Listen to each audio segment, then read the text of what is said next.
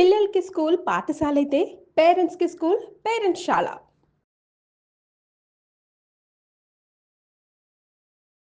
వాగర్థావివ సంపృక్తౌ వాగర్థ ప్రతిపత్తయే జగతః పితరౌ వందే పార్వతీ పరమేశ్వరౌ. ఆదిత్యాయ చ సోమాయ మంగళాయ బుధాయ చ గురుశుక్ర శనిభ్యశ్చ రాహవే కేతవే నమః. శృంగేరి జగద్గురు పీఠాధిపతులకి కంచి పీఠాధిపతులకి నమస్కారములు తెలియచేసుకుంటూ కార్యక్రమాన్ని ప్రారంభిద్దాం. జూలై నెల 16వ తారీఖు నుంచి 31వ తారీఖు వరకు ద్వాదశ రాశుల వారికి సంబంధించినటువంటి శుభ అశుభ ఫలితాలు, ఏ రోజుల్లో మానసికంగా ఆనందంగా ఉంటారు, ఏ రోజుల్లో అసంతృప్తి ఆందోళనతో ఉంటారు, అలాగే ఏ రోజుల్లో ఖర్చులు ఎక్కువగా ఉంటాయి, ఏ రోజుల్లో ఆదాయ మార్గాలు ఎక్కువగా ఉంటాయి, ఉద్యోగ సమస్యలు, ఇలాంటి వివరాల గురించి క్లుప్తముగా తెలియజేసే ప్రయత్నం చేస్తాను. కాబట్టి వీక్షించేటువంటి ప్రేక్షకులకి చిన్న గమనిక, మీరు మీ యొక్క జన్మ నక్షత్రం ఏదైతే ఉంటుందో ఆ నక్షత్రం ప్రకారం ఉన్నటువంటి రాశినే మీరు పరిగణనలోకి తీసుకోవాలి. నామ నక్షత్రం పేరు మీద ఉన్నటువంటి రాశిని తీసుకోకూడదు. జన్మ నక్షత్రం లేని వాళ్ళు నామ నక్షత్రం పేరు మీదనే చూసుకోవాలి. పైగా చాలామంది సన్ జొడాయిక్ సైన్ అంటే ఈ మంత్ నుంచి ఈ మంత్ మధ్యలో పుట్టినటువంటి వాళ్ళు ఒక రాశికి చెందుతారని చెప్పి సూర్యమాన సిద్ధాంతం ప్రకారం ఉంటుంది. అది ఈ చెప్పబోయేటువంటి ఫలితాలకి అది ఏమాత్రం కూడా సరిపోదు. అది విషయాన్ని గమనించుకొని చూసుకోవాలి. కాబట్టి జన్మ నక్షత్రము, జన్మ రాశి లేదా ఈ రెండు లేకపోతే నామ నక్షత్రము, నామరాశి మీద ఉన్నటువంటి వివరాలనే మీరు ఆ రాశి ప్రకారమే చూసుకుంటే మీకు రమారమిగా మీ ఈ చెప్పబడే ఫలితాలు మీకు సరిపోతాయని చెప్పవచ్చు. ఇక కార్యక్రమంలోకి బయలుదేరదాం. జూలై 16వ తారీఖు నుంచి 31వ తారీఖు వరకు ఆఖరిదైనటువంటి మీనరాశిలో జన్మించినటువంటి వారికి ఏ విధంగా ఉండబోతుందో తెలుసుకునే ప్రయత్నం చేద్దాం. ఈ యొక్క మీనరాశిలో జన్మించినటువంటి వారికి గురువు అనుకూలంగా లేరు. రాష్ట్రాధిపతి అయినటువంటి గురువు అనుకూలంగా లేని కారణం, ఈ కారణం చేత అనవసరమైనటువంటి ప్రయాణాలు కానీ వృధా ఖర్చులు కానీ ఎక్కువగా ఉంటాయి. అలాగే చేస్తున్నటువంటి వృత్తి ఉద్యోగ వ్యాపారాల్లో కాస్త ఆందోళనగా ఉంటుంది. ఆరోగ్యం పట్ల శ్రద్ధ వహించాలి. ఇండైజెషన్ ప్రాబ్లమ్స్ ఉండే అవకాశం ఉంటుందని చెప్పవచ్చు. అలాగే వృధా ప్రయాణాలు, పీడకలలు వచ్చే అవకాశం గోచరమవుతుంది. ఇక రవి యొక్క సంచార ప్రభావము, అలాగే బుధుడు కూడా అనుకూలంగా లేని కారణం చేస్తున్నటువంటి వృత్తి ఉద్యోగాల్లో ఆందోళనగా ఉంటుంది. సంతానం యొక్క ఆరోగ్య పరిస్థితి పట్ల జాగ్రత్తలు పాటించాల్సినటువంటి పరిస్థితి ఈ గ్రహాల ప్రభావం వలన. అయితే కుజకేతువులు అనుకూలంగా ఉండడం, ఈ కారణం చేత మంచి శుభమైనటువంటి పరిస్థితిలో ఉంటారు. ధైర్యంగా ప్రత్యర్థుల మీద మీదే విజయం అనేటువంటిది ఉంటుంది. ఇప్పటి వరకు మిమ్మల్ని ఇబ్బంది పెడుతున్నటువంటి ప్రత్యర్థులపై విజయాన్ని సాధిస్తారు. కోర్టు సంబంధమైన విషయాల్లో మీదే పైచేయిగా ఉంటుందని చెప్పవచ్చు.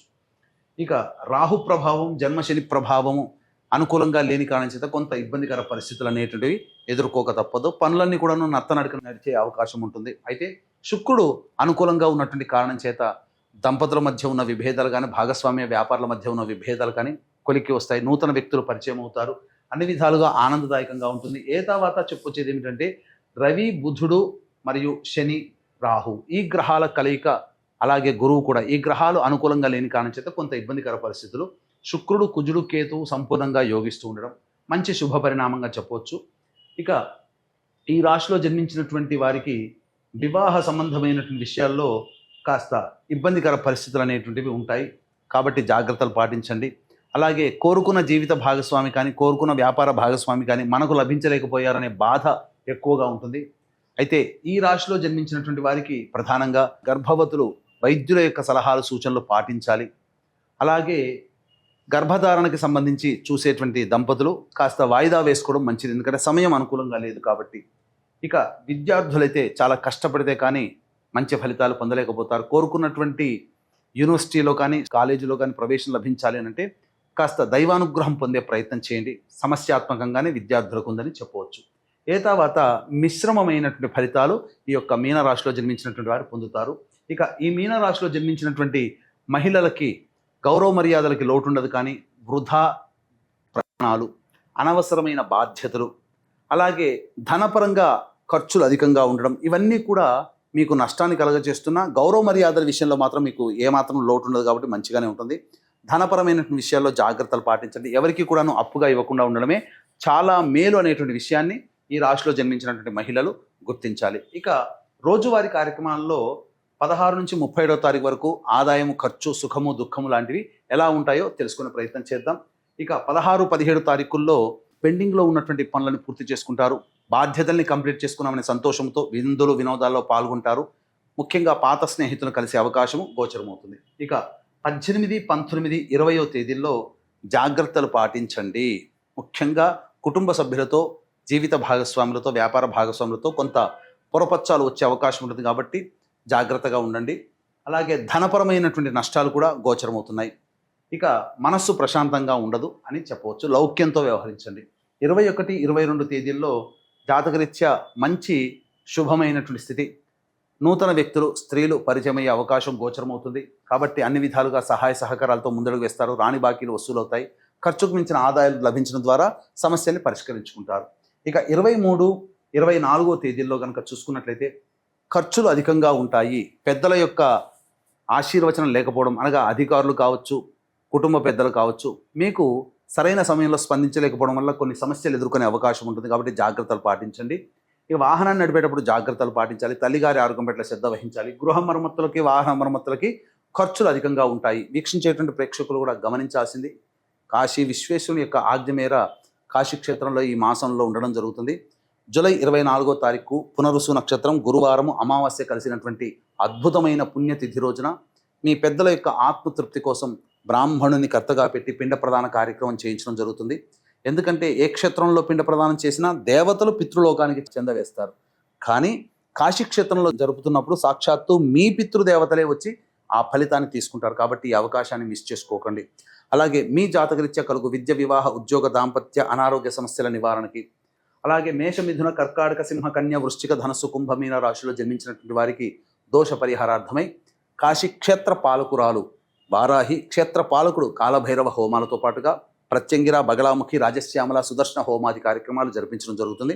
అవకాశం ఉన్న వాళ్ళు కార్యక్రమ తదనంతరం కాంటాక్ట్ చేసి 24వ తారీఖు సాయంత్రం లోపల మీ గోత్రనామాలు నమోదు చేసుకోవచ్చు.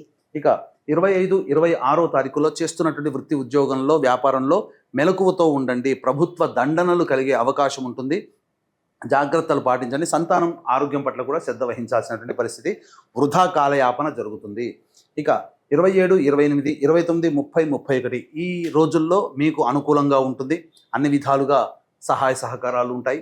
రావాల్సిన రాని బాకీలు వసూలవుతాయి.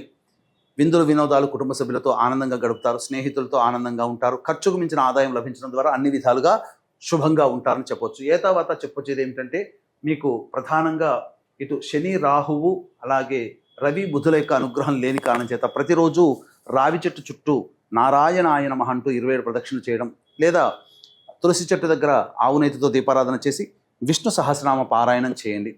అవకాశం దొరికినప్పుడల్లా సమస్యలు చాలా మటుకు తగ్గుముఖం పడతాయి. ఇప్పుడు చెప్పినటువంటి వాటికంటే ఇంకా ఎక్కువగా సమస్యలు ఎదుర్కొంటే దగ్గరలోని మంచి ఉపాసనా పరులైనటువంటి జ్యోతిషుల్ని సంప్రదించి వారి సలహాలు, సూచనలు పాటించండి. పితృదేవతానుగ్రహం కోసం కాశీ క్షేత్రంలో జూలై 24వ తేదీన జరిగే పిండ ప్రదాన కార్యక్రమంలో, అలాగే రాత్రిపూట జరిగే సర్వదోష నివారణ పూజలు, హోమాలు జూలై 24వ తేదీన జరిగేటువంటి కార్యక్రమంలో మీ గోత్రనామాలు నమోదు చేసుకోవచ్చు. సర్వం శ్రీ ఉమామహేశ్వర పర బ్రహ్మార్పణమస్తు.